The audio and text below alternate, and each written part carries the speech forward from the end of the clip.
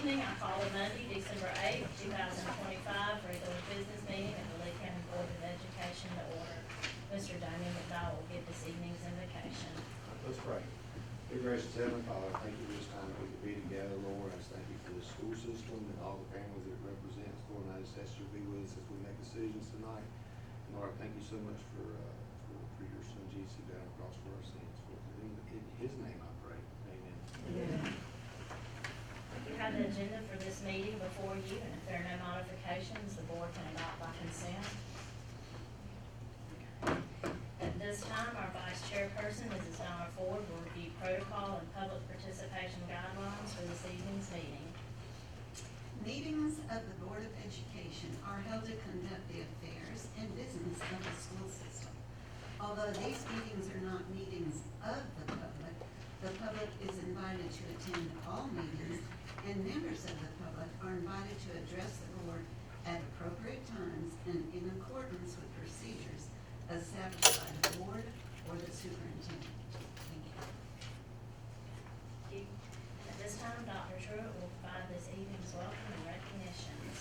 Okay, good evening. Welcome to our December Board of Education meeting. The weather is definitely getting us in the holiday spirit, or freezing us, I'm not sure which. As we approach the end of a highly successful year, there are so many things to celebrate.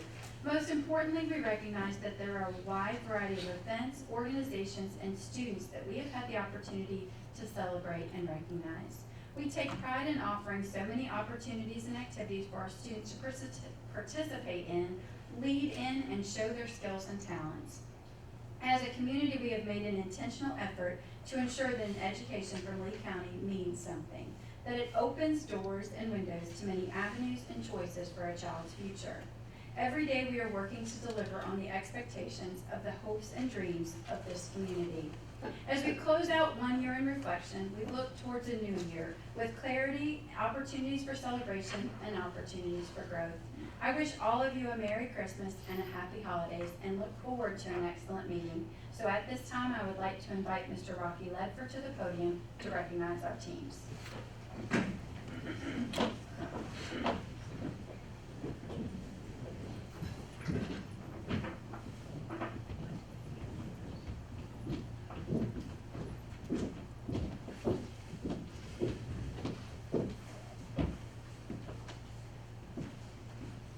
Thank you, Dr. Truitt. So each year, the Georgia Department of Education recognizes schools that demonstrate exceptional achievement in mathematics on the Georgia Milestones Assessment. Both Lee County Middle School East and Lee County Middle School West were recently designated as 2024-2025 Math Leader Schools for excellence and achievement on the high school algebra concepts and connections course.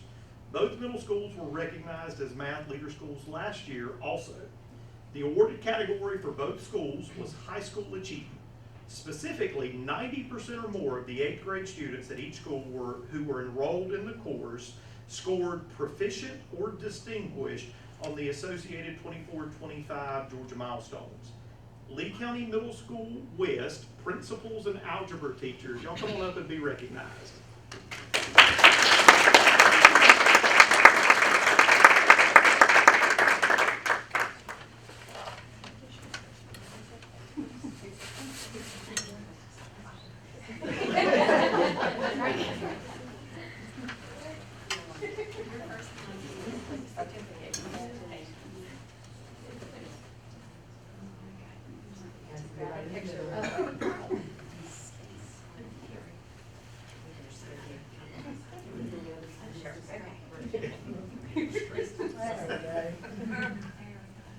We're gonna go 1, 2, one more 1,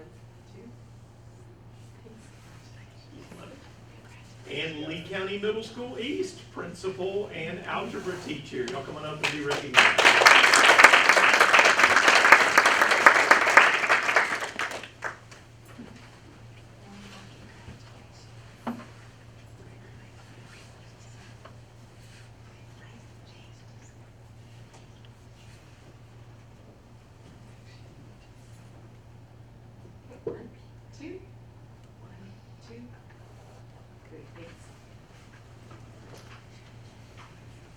Alrighty, and next, The Lee County School System has participated in the Georgia Positive Behavioral Intervention and Supports for about the last 15 years. PBIS supports positive culture and climate in our schools by celebrating the successes in our schools. Each school in our district participates in PBIS, GAMTSS, and completes the fidelity requirements of the program by participating in walkthroughs and reflection tools with their leadership teams and faculty. The Georgia Department of Education recognizes GA PBIS schools at one of three levels: emerging, operational, or distinguished. We have great pride in our school's accomplishments and commend the leadership of each school for supporting these efforts and ensuring the fidelity of these expectations as we seek to have positive culture and climates in all of our schools. We want to individually recognize 3 schools who met the fidelity requirements and had outcome data that supported higher recognition. So first, we want to recognize Lee County Middle School East for achieving the operational level through PBIS. So Lee County Middle School East principal and PBIS coach.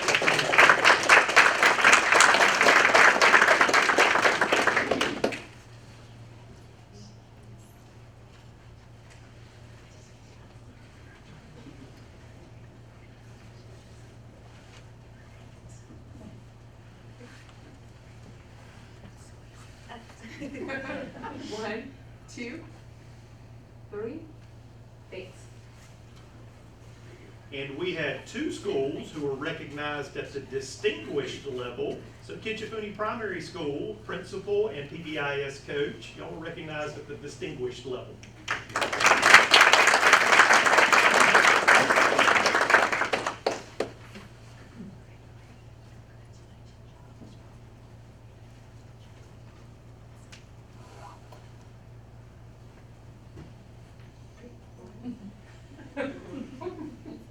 One, two, three, thanks. And Lee County Middle School West was also recognized at the distinguished level, so principal and PBIS coach.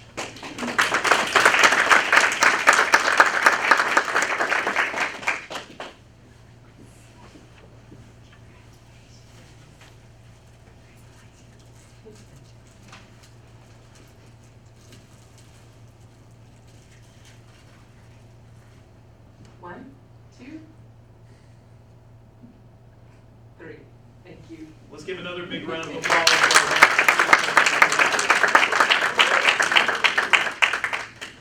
Excellent.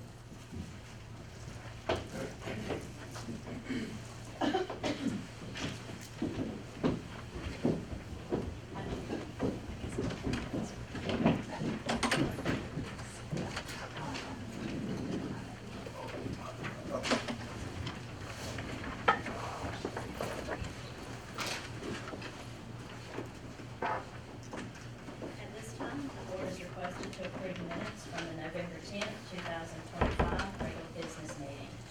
May I have a motion to approve the minutes as presented? And a second. Are there any questions or corrections from the board? Being none, we have a motion and a second to approve the minutes as presented. All in favor, please say aye. Aye. Any opposed? Motion passes 5-0. In the next item of business, the board needs to approve the October 2025 financial report. Dr. Truitt, do you have any comments regarding this financial report? Madam Chair, members of the board, I make the recommendation that the financial report as submitted be accepted for the month of October 2025. Thank you. May I have a motion to approve the October 2025 financial report as presented? May I have a second? Any questions from the board? I have a motion and a second to approve the October 2025 financial report as presented. All in favor, please say aye. Aye. Any opposed? Motion passes 5-0. At this time, it is necessary for the board to adjourn for an executive session. The board will reconvene at the conclusion of the executive session. May I have a motion to discuss or deliberate upon the appointment, employment, compensation, hiring, disciplinary action, or dismissal, or periodic evaluation or rating of a public officer or employee, or to interview applicants for the position of superintendent. May I have a second? Are there any questions for the board? It is motioned and seconded to adjourn into executive session. All in favor, please say aye. Aye. Any opposed? Motion passes 5-0, and we are currently adjourned.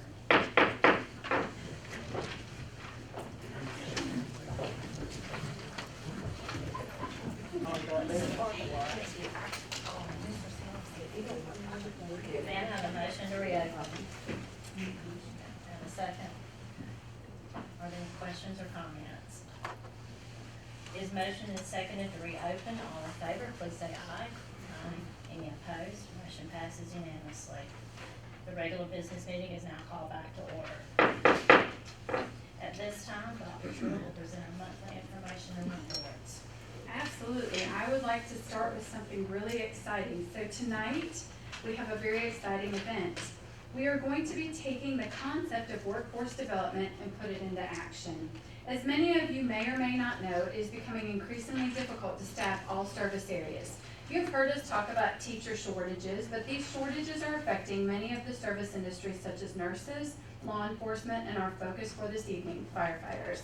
Not long ago, Mr. Cole Williams reached out to me and to see if we could connect all of the key leaders in the county and the school system to see if we could solve a local concern.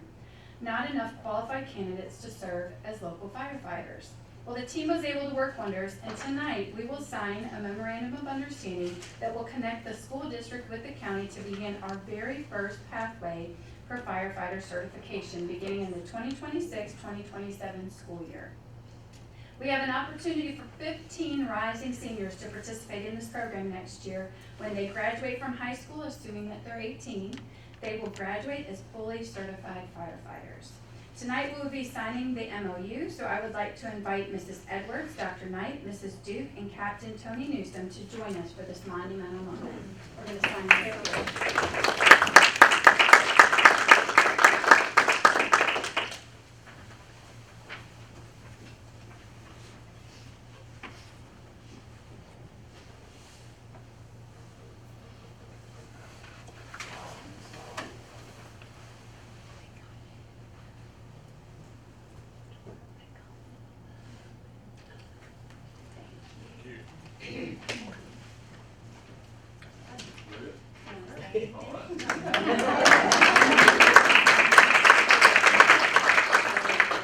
Yeah, let's do a group picture.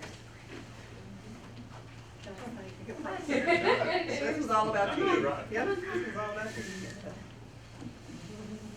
Awesome. Here we go, 1, 2,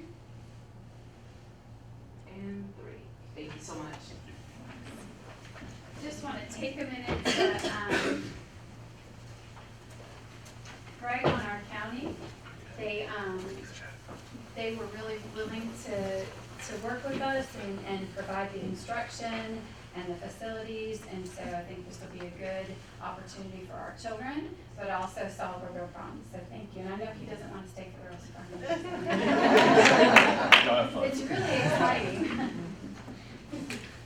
Okay, on to more exciting things, class size.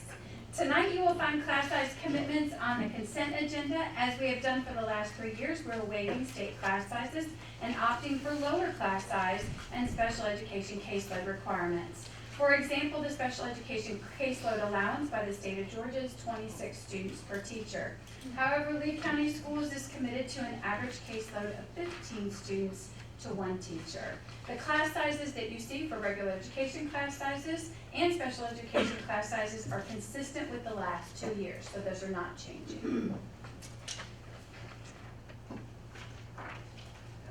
Okay, our SPLOS collections for the month of November totaled $456,788.84. And at this time, I would like to invite Mrs. Kelly Duke, Senior Director of 612 Learning and Leadership, to the podium to share the findings from our accreditation review with Cognia.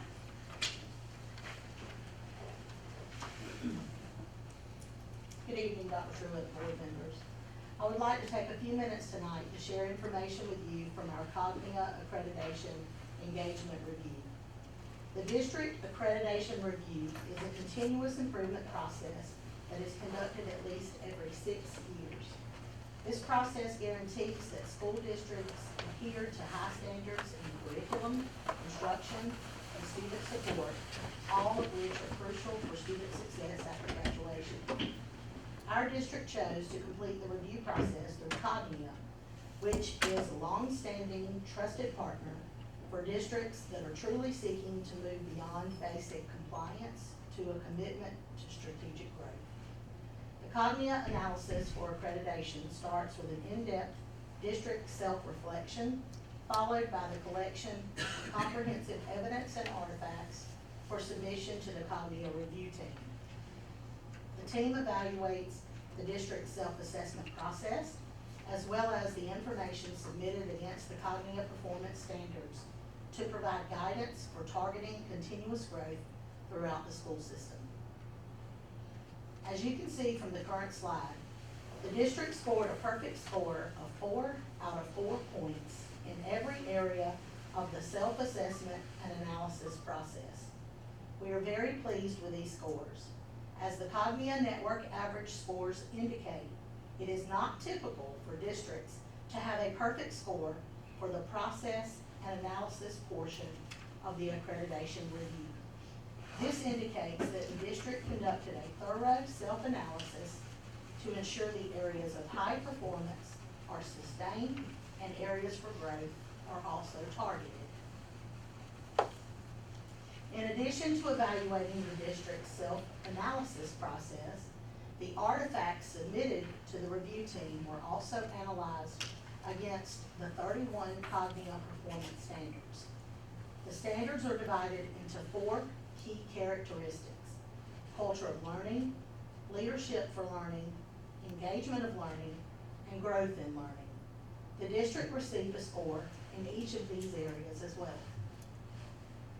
The standards within the first key characteristic, culture of learning, focus on the extent to which stakeholders are actively engaged and supportive of the district's mission. The standards emphasize placing learners' academic and non-academic needs and interests at the center of all decisions. This key characteristic also considers whether stakeholders feel included, valued, and supported throughout the district. The district scored an average of 3.5 out of 4 points on the culture of learning standards, which is above the Cognia network average of 3.1 for this key characteristic. The leadership for learning standards emphasize how effectively leaders communicate expectations for learning while positively shaping the district's culture. They highlight leaders modeling continuous learning themselves and actively engaging in it. Additionally, this key characteristic focuses on how leaders support and encourage others to grow and learn. The district earned an average of 3.4 for these standards, which is above the Cognia average score of 3.0. The standards in the area of engagement of learning assess the degree to which all learners are actively included in the learning process. They emphasize students' confident participation and their ability to take ownership of their own learning. The district's average score of 3.0 for this key characteristic is again above the Cognia network average score of 2.8. The growth in learning key characteristic assesses how effectively learners demonstrate both non-academic skills that support readiness to learn and academic achievement that reflects preparedness. It also considers student growth in meeting district-defined learning expectations and their attainment of the knowledge and skills needed to achieve their learning goals. A 3.1 average score was earned by the district for the growth and learning standards, which is also above the Cognia network average score of 2.8 for this area. Several noteworthy practices were denoted by the review team. Our district was commended specifically for the analysis and use of data, for collaboration among staff for improving student learning, and for leadership development. The review team also included a few areas that could be targeted for growth, specifically monitoring student engagement and student goal setting throughout the district. This was not surprising to us, as we have already been focusing on the area of student engagement in our schools through professional learning and targeted walkthrough observations. We will continue to focus on this area and also emphasize student goal setting in our future work. The overall Cognia accreditation status is measured by the Index of Education Quality Score. The Lee County School System received an IEQ score of 345, which is 48 points above the Cognia Network average score. So we are pleased to announce that our school system exceeded Cognia's expectations for accreditation, and we were awarded Accredited with Merit status. Dr. Truitt, this concludes my presentation. Are there any questions? Thank you very much. Could have done it without you. Well, I just want to thank our team because, you know, this is very artifact-based, so if the work is not happening in the schools, then there's nothing for the team to evaluate. Our evaluator was a former assistant superintendent in another district and said that ours was the second highest score he's ever seen in the state of Georgia. So we feel really proud. At first I was a little frustrated. I was like, what do you mean? I wanted it to be perfect. And he's like, no. There's always room for growth. And just, there wasn't an area that they said we needed to grow that we hadn't already identified. And so proud of this team. A lot of work in the background. A special shout out to Ms. Leslie Reese. She really lifted a lot of the organization and the communication and made it possible for us to just stay tightly organized, because I think that was a big, it's a big project, and I want to thank our team, and they are so excited. We will do Georgia Accreditation Commission in February, so something to look forward to. I think all right, any other questions? Okay. At this time, I would like to call Katie Pepper, Senior Director of Elementary Leadership and Learning, to discuss K through 5 English Language Arts materials. Madam Superintendent, Madam Chair, and members of the board, thank you for allowing me to update you on the high-quality instructional materials for K-5. The Georgia Early Literacy Act requires that instructional materials used by teachers align with the science of reading and offer comprehensive instruction in these foundational skills. Additionally, these materials must meet the State Board of Education approved ELA standards and receive State Board of Education approval for use in kindergarten through 3rd grade. As you can see on the timeline, we started this process with the request for information back in September, and the RFI indicated that we had 4 vendors who met or exceeded the base requirements as we had outlined. From this RFI, in October, we had public review and staff review of the resources that are all research-based, directly aligned to the new Georgia standards in English language arts, and were also strongly recommended by both the High Quality Instructional Material Advisory List and the Available in Digital and Print. An overview of the process is based on the teacher feedback. One change that we implemented this year during the instructional review period, instead of just having them at the board office, we took the materials to the schools, and they had 4 days in which they could review them at their school location. They also had 30 days in which they could review them digitally, and I'd like to thank the 77 teachers of the 88 classroom teachers that filled out and completed a survey. The materials were also available to our community, and staff and public also had written and digital access throughout the review period of at least 30 days. Besides the community preview times during the day, we also had a preview night until 6 p.m. on November 3rd. This information was shared through Parent Square with all of our families, and I'd like to thank the 8 survey participants that weren't parent or other stakeholders for their feedback. As you can see on the next slide, the survey in which they filled out had 10 different questions, including select the publisher that provides the best model and guide to support students at home, own. Select the publisher that provides the most engaging resource to students. Select the publisher that best supports the science of reading.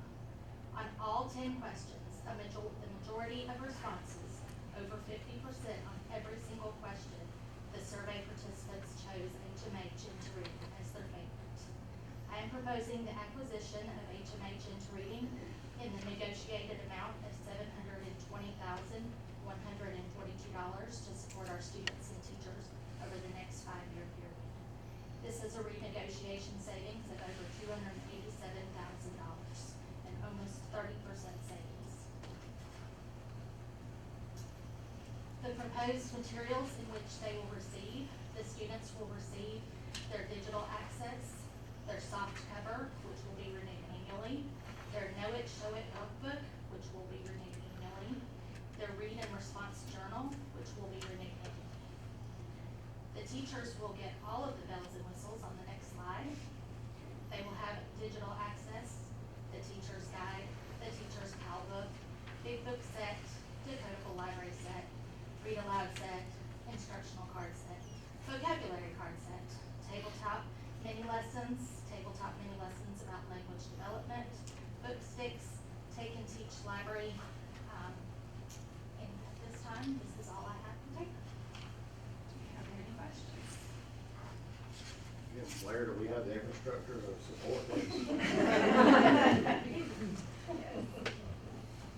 Thank you. Okay, that concludes our initiatives. We'll move ahead to the remainder of our business items.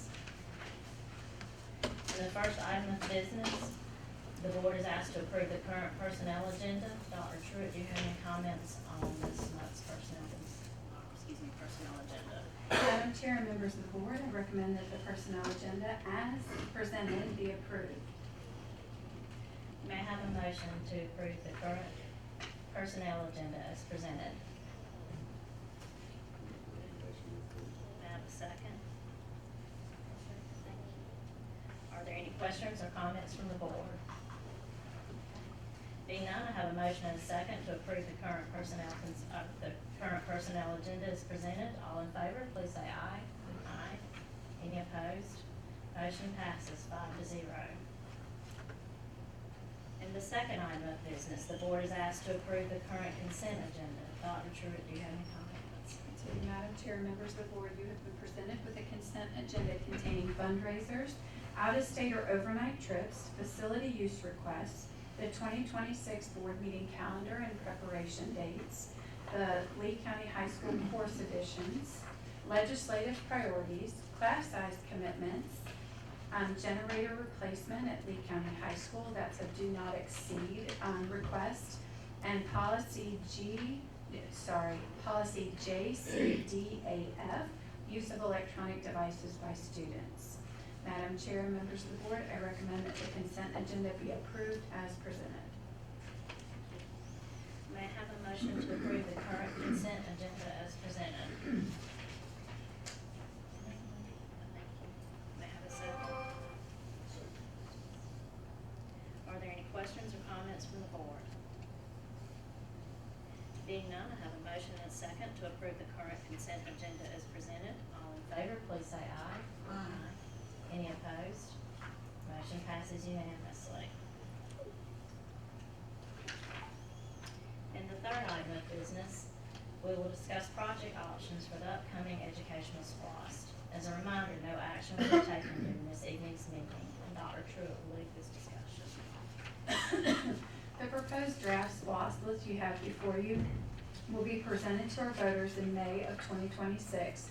As a reminder, special purpose local option sales tax is not new.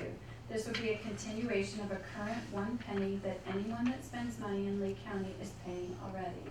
This revenue assists us in offsetting costs to taxpayers for costs of repairs and renovations that would otherwise be seen as an increase in property tax. We anticipate a continuation of SPLOST of approximately $30 or more million. We're still working on final numbers. The list was generated through multiple focus groups throughout last year and this year. It includes items recommended from a variety of community members and staff, students, and parents. The proposal list is a combination of items that are tied to maintenance and keeping our spaces for students safe, replacing items that are worn out and no longer working. For example, you will see items like the HVAC units right now. Those units at the high school are original to that building, so 1992, and they need to be replaced. The estimate for that replacement is approximately $5 million. We would like to have anyone and everyone who spends money in Lee County to help shoulder the burden of such a cost. There are other items on the list that include renovations and expansion of the high school, specifically CTAE classrooms and spaces, band equipment and replacement of buses. We have buses on the road currently that are over 20 years old. Again, this is not new. This would be a continuation of a current 1 penny tax that anyone that spends money in Lee County is paying already. This revenue assists us in offsetting costs to taxpayers, and we are placing this draft list of projects on our website to receive public feedback. Again, no action is needed tonight. Are there any questions from the board? The existing supplies, it runs out when? And, 2027? yeah, but it's probably going to sunset early because we're gonna collect more than we set the SPOS at. So 25 million. This one we're gonna ask, you said 38? It's above 30, and we're working on the final calculations for that. And this will be for how long? 5 years. 5 years.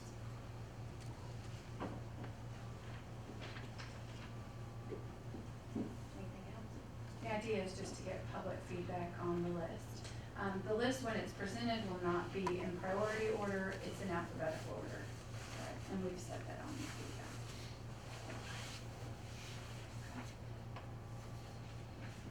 And our fourth and final business item, the board has been asked to approve drafting of a proposed senior tax relief legislation for the 2026 legislative session. Dr. Shirley, would you like to present this? We've got one more item. Okay, so it is It's the the instructional resource. It's on your paper, I'm sorry. It's Okay, okay. that's fine. But we can do this one first. See the time. Okay. Okay? Okay, tonight is a very eventful evening. We have been discussing options for senior tax exemptions for well over a year. As we have discussed previously, this is an issue on the surface that looks very simple. But in the ever-evolving world of educational finance and our current state and federal funding uncertainties, the issue is rather complex. What you have before you is a draft of preliminary options for potential tax exemptions for seniors. As directed by the board, we have worked on options that would not require an increase in the overall millage rate. In other words, the goal is to work to provide relief to our most economically disadvantaged seniors without adding tax burden for all other taxpayers. Based on the best data available, almost 27% of our homeowners are over age 62. Mr. Gary Kelly presented in previous meetings that a full tax exemption for all homeowners over 62 would cause the district to need to raise the millage rate in excess of 4 mills, in other words, exceeding the state required ability to do so. Although a total exemption is not fiscally possible and would create a tremendous tax burden on others, what we are presenting tonight are options that would provide relief to those seniors who are most in need, while also providing limited relief to all seniors regardless of income. Some of the factors to consider, our recommendation, in combination of several factors, the guidance of the board to provide relief for those seniors that are in financial need, as well as the desire for any relief not to cause additional tax burden, we are recommending 2 options. Both, we move forward, what I'm recommending is that we move forward with both. One would be full relief for seniors 80 years or older who qualify for the Georgia S4 exemption with a gross income not to exceed $40,000. That would not be, we have no control over the county tax, that would be school tax alone. Everybody clear on that? The second option, and what we're asking is that we run these together, not separate. It's not choose one or the other, but both. The second option is relief for all seniors 67 years and older with no income restrictions from school district bond tax. So this is the bond. That would mean that in the event, for instance, SPOSS, if we have to levy bonds against, if for instance, SPOSS weren't able to pay something with SPOSS, that would relieve seniors from paying, for instance, for the multi-purpose room or for those expenditures. They would not be paying for those projects. So we are proposing the first part of this option is 80 and older, who qualify for the S4 exemption and have a gross income that does not exceed $40,000, as well as then the second option, all seniors 67 years and older, no income restrictions, would be exempt from the bond tax. Any questions?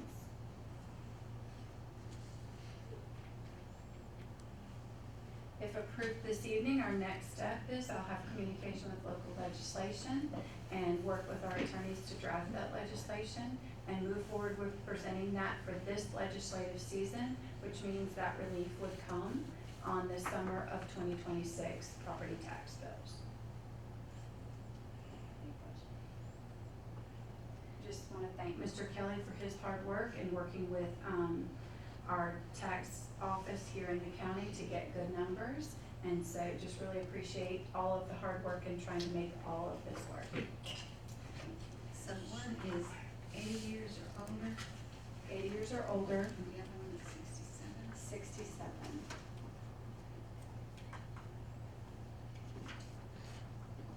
May I have a motion to approve drafting proposed senior tax relief with state legislators for the 2026 legislative session as recommended and presented?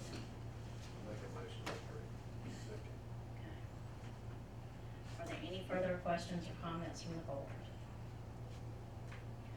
Being none, I have a motion and a second to approve drafting proposed senior tax relief with state legislators for the 2026 legislative session as recommended and presented. All in favor, please say aye. Aye. Any opposed? Motion passes 5-0. Okay. And apologies for the error. I was looking at two different schedules. We have one more business item.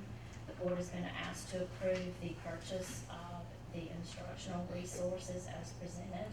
Dr. Schuler, would you like to cover that? Absolutely. We have two areas of instructional resource acquisition. The first is the K-5 materials. As Ms. Peppers presented, would be $720,142. That is over 5 years. The original quote on that was $1,007,871.54. This negotiation reflects the savings of $287,729.50. The second would be renewal of instructional materials for K-12 math, K-12 science, and 6-12 ELA for 3 years. The renewal will ensure uninterrupted access to both digital and print instructional resources, as well as continued access to comprehensive assessments aligned to the Georgia standards. The total negotiated price for 3 years is $1,029,858. The original quote was $1,426,160.60. This negotiated cost reflects a total savings of $396,302.62. And so thank you to Ms. Peppers for working on that negotiation and making sure that we are being instructionally sound and providing good both print and digital resources for our students while being financially efficient and effective. So thank you. Any questions on that acquisition? This is a 5-year payout. It will be paid by the year, and so we've made those arrangements. Thank you. May I have a motion to approve the acquisition of the instructional resources as presented? May I have a second? Are there any further questions regarding the materials? Being none, I have a motion and a second to approve the purchase of the instructional resource materials as presented. All in favor, please say aye. Aye. Any opposed? Motion passes 5-0. At this time, the board sets aside time during each regular business meeting for members of the school district to address the board on related issues of concern in accordance with published policies and procedures of Lee County Schools. There were no requests to speak at this evening's meeting.